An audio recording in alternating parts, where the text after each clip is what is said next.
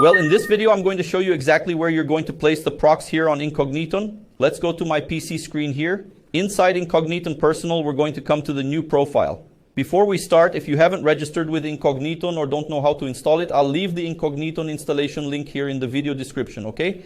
This video is directly for those who already have it and just want to add prox, okay? The first important thing is that in order to add prox, I recommend you come here and create a new profile. Let's assume that you already use this profile here, the backup profile 1.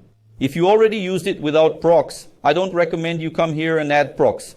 I recommend you come here in the new profile and add prox to start getting the information correctly. Okay? So, what are you going to do? You're going to come here in the new profile. So I'll just give you an example. Adding the prox is very simple. You come here to add prox. Here it's without prox, right? The prox we use here for advertising is SokiV. It's the one I recommend, and you can find it on our website.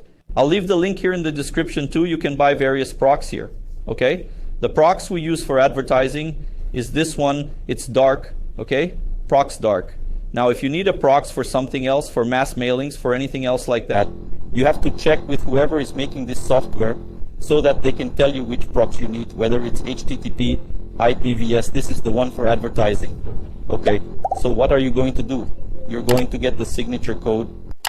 This is the prox code. So I come here. When you buy, you get this code here. Each profile is a prox. So you come here, add it here in Dolphin, the SOCV.